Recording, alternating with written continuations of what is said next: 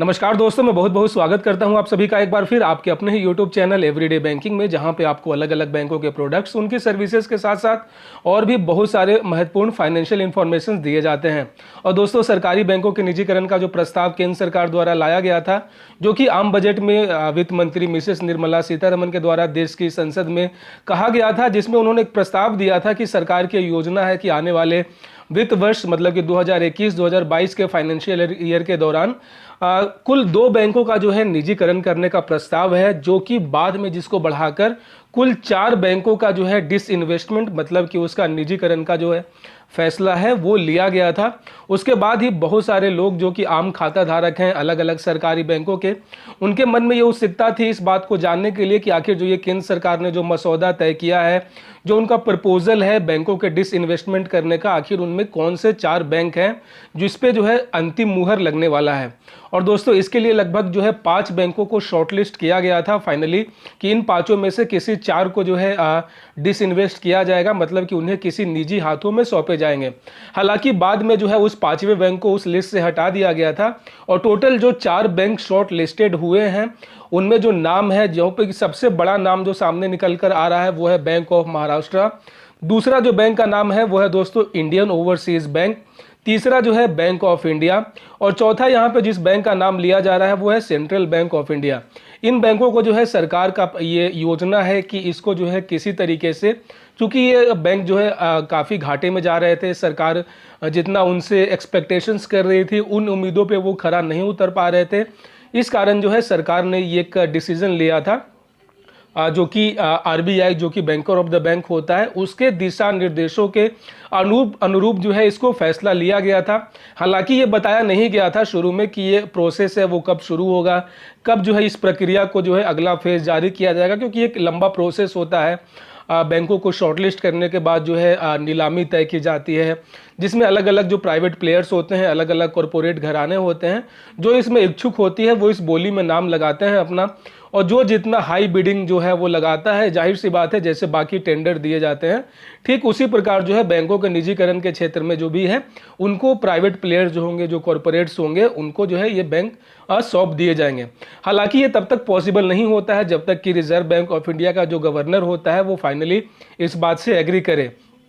और दोस्तों, इसी सिलसिले में कल मतलब कि 25 अप्रैल 2021 को रिजर्व बैंक ऑफ इंडिया के गवर्नर ने जो है फाइनली एक पब्लिक कॉन्फ्रेंस में उन्होंने इस बात को एक्सेप्ट किया कि सरकार ने जो ये प्रस्ताव लाया था वो जो है रिजर्व बैंक ऑफ इंडिया के अनुशंसा पे ही लाया गया था। मतलब ये कि पहले जो ये योजना थी, पहले जो ये अनुरूप था वो रिजर्व बैंक ऑफ इंडिया ने ही तय किया था और उन्हीं के सजेशन पे ही जो है देश का वित्त मंत्रालय है उन्होंने इसको एक कदम आगे बढ़कर है देश की जनता को ये बताया था कि चूंकि जो है अपने देश में जो है बहुत सारे बैंक हैं जो कि सरकार के जो आकांक्षाएं हैं उसके अनुरूप वो काम नहीं कर रही हैं, और सरकार का अल्टीमेटली ये योजना है कि देश में केवल 5 बड़े सरकारी बैंक ही रहेंगे। धीरे धीरे करके जो है किसी बैंक को, 2 छोटे बैंकों को मर्ज करेंगे, या फिर वैसे छोटे बैंक जो कि अच्छा परफॉर्म नहीं कर रहे हैं और उनसे जो एक हाई रेवेन्यू जनरेट करने के लिए वो कॉरपोरेट, अलग अलग जो कॉरपोरेट कंपनियां होती हैं जिनको एक अनुभव भी हो सकता है या फिर वो इच्छुक होंगे अपने देश में बैंकिंग सिस्टम को चलाने के लिए, वो उसको जो है उसके हाथों में बेच देंगे। अल्टीमेटली इसको कह सकते हैं कि सेल आउट कर देंगे। सो दोस्तों, रिजर्व बैंक ऑफ इंडिया की ओर से भी इस बात की आधिकारिक पुष्टि हो चुकी है कि सरकार की योजना है कि आने वाले समय में देश में सिर्फ और सिर्फ 5 बड़े बैंक ही बचेंगे, जिसमें 2 बैंक जो है बिल्कुल कंफर्म, एसबीआई और पीएनबी, ये दोनों तो रहेंगे ही रहेंगे। साथ ही साथ बैंक ऑफ बड़ौदा या फिर यूनियन बैंक ऑफ इंडिया, उसके बाद जो यूको बैंक है, ये सभी 5 ऐसे बड़े बैंक हैं जो कि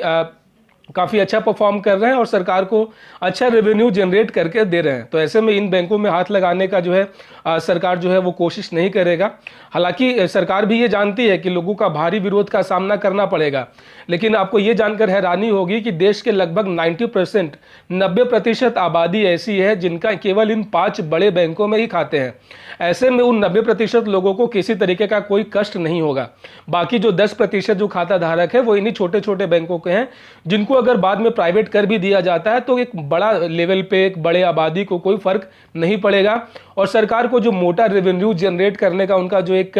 आकांक्षा है, जो उनकी उम्मीद है, वो भी पूरा हो जाएगा। ऐसे में दोस्तों वैसे बहुत सारे खाता धारक जो बहुत सारे अलग अलग बैंकों से जुड़े हुए हैं, 130 करोड़ की आबादी है, तो इसमें लगभग 100 करोड़ लोग किसी न किसी बैंक से जुड़े हुए हैं। उनके बैंक खाते हैं, क्रेडिट कार्ड हैं, लोन ले रहे हैं, ऐसे तमाम बहुत सारे बैंकिंग फैसिलिटीज़ हैं जिनका वो लाभ उठा रही है। ऐसे में देश का जो आम नागरिक है वो ये जानना चाहता है कि सरकार आने वाले समय में कौन से ऐसे बैंक है जिनका प्रबल जो है दावेदारी है निजीकरण में। उसमें दोस्तों बैंक ऑफ महाराष्ट्र जो है सबसे टॉप पे है। मतलब सरकार जब भी निजीकरण के क्षेत्र में कोई कदम उठाएगी तो बैंक ऑफ महाराष्ट्र जो है सबसे टॉप पे ही आएगा, क्योंकि सरकार ने यहाँ पे कह भी दिया है कि वैसे बैंक जो कि नुकसान में जा रहे हैं लेकिन उनका जो एक तरीके से कार्य प्रणाली है वो पूरे देश में रहेगा, मतलब कि देश के हर हिस्से में, हर राज्य में जो है उनका पहुंच रहेगा, तभी जो है वो वहाँ पे उनको जो है निजीकरण करेंगे। क्योंकि कोई भी प्राइवेट कंपनी होगा वो किसी एक क्षेत्रीय बैंक को वो खरीदना नहीं चाहेगा जहाँ पे उसका जो संसाधन है, उनका जो रेवेन्यू है वो एक लिमिटेड हो। वो चाहेगा कि बड़ा से बड़ा लेवल पे जो है जहाँ पे एवरेज ज्योग्राफिकल एरिया ज़्यादा हो, तभी जो है वो भी अच्छे से बैंकिंग सिस्टम को आगे चला पाएगा। ऐसे में बैंक ऑफ महाराष्ट्र भले नाम से केवल महाराष्ट्र का लग रहा है, लेकिन इसका जो शाखाएं हैं देश के लगभग सभी हिस्सों में है, सभी राज्यों में इसकी उपस्थिति है। उसके बाद जो दूसरा जो सबसे बड़ा नाम आ रहा है वो है बैंक ऑफ